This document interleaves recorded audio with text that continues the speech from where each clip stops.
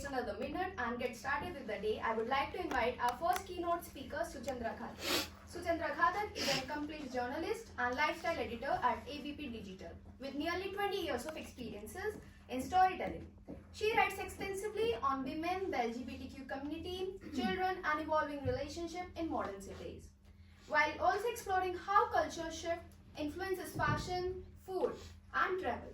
Holding a PhD on the partition of India and its impact on third generation, Suchitra won the first prize at the South Asia Migration Conference in Nepal. We welcome you, ma'am. Over to you. Yeah, I can come here. Okay. Thank you.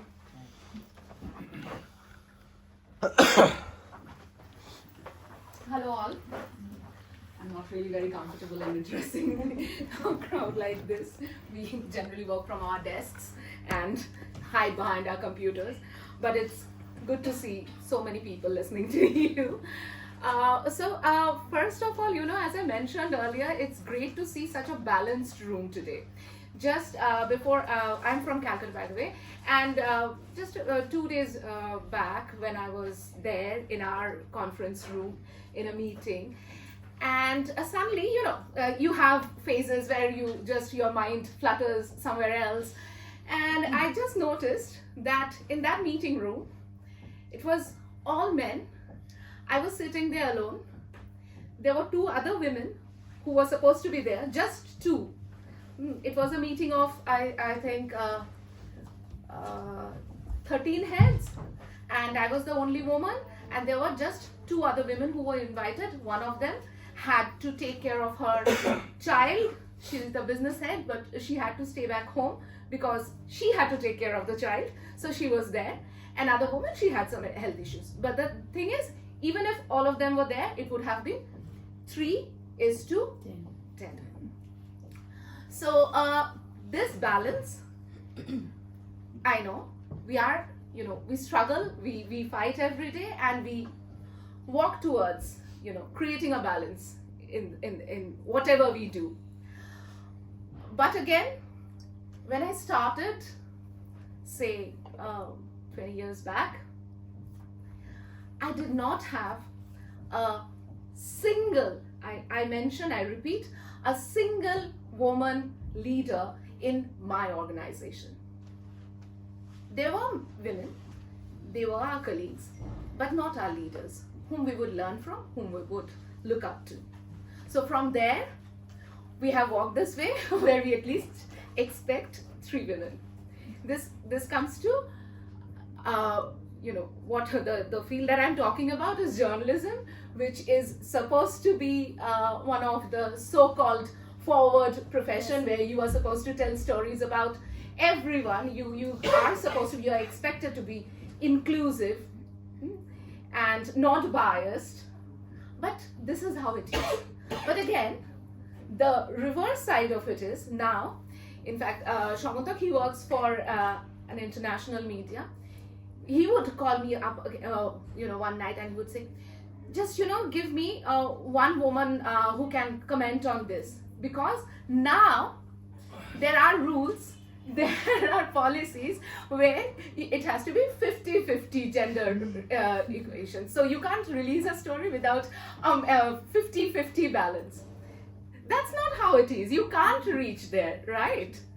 It's just the policy.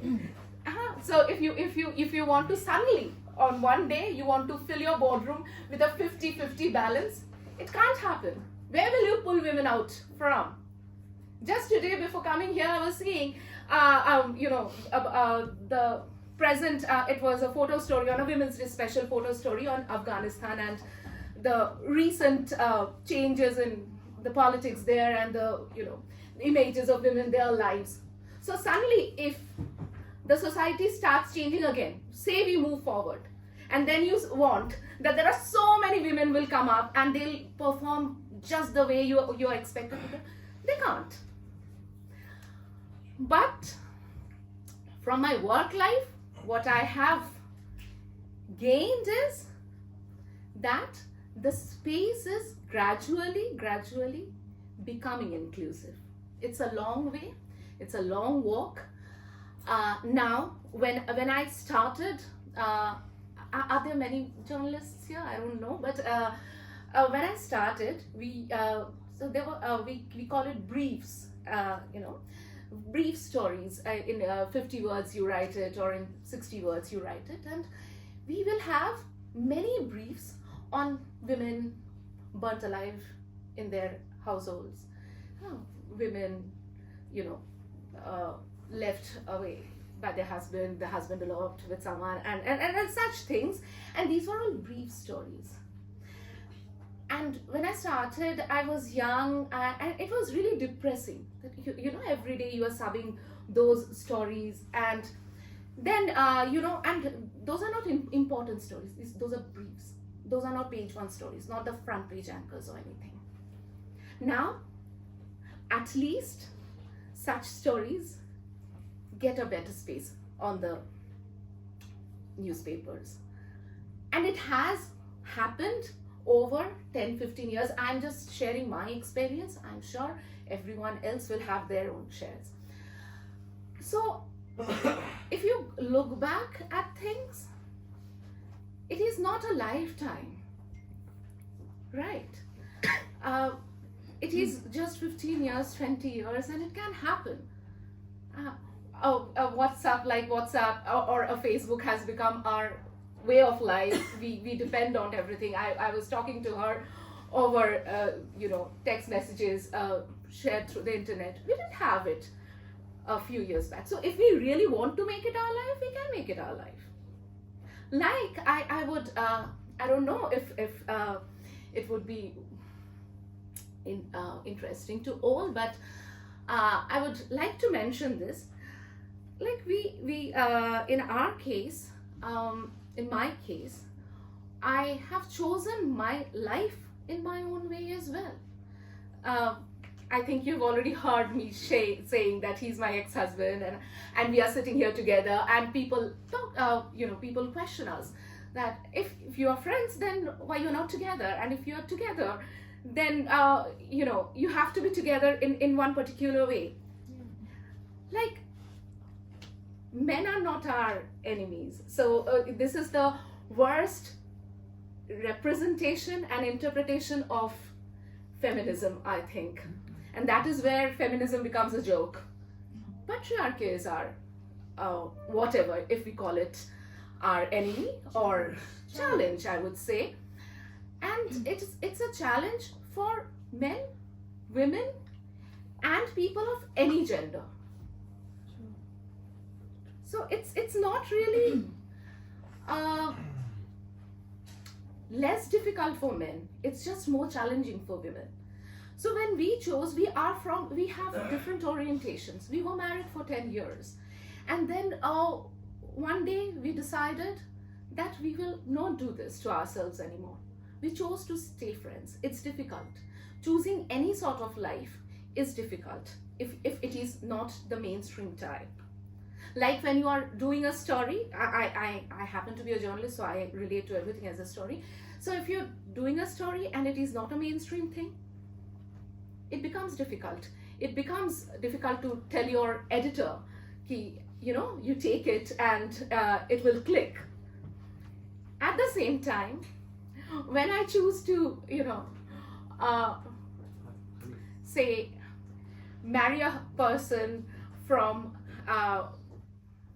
having some other orientation, when I choose to not stay with that person after a certain point of time, when I choose to be friends with that person after again getting divorced, everything is your choice and everything is difficult.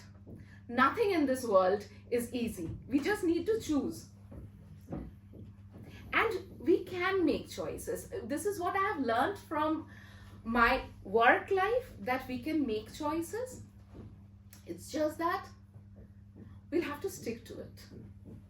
If we don't support ourselves, there's no one in this world who can support ourselves. So there's this very cliche thing that say that women are women's worst enemies. I have seen women who support each other very well. And I think we should inspire that there should be many more women coming up to support each other. If you move forward, I move forward too. I make my place better. I think that is what is important. That is why such gatherings are more important. It's not many faces. We can see each other's faces. So it might seem that what difference are we making? No, we are not making any difference. We are just sharing, and we are just making ourselves hear our own voices, hear our own stories. I didn't know any of you, but I felt really lovely coming up here and saying my share of my stories, and it would be lovely to see, hear you all speak, and of course I learn from everyone here. So happy learning. Thank you.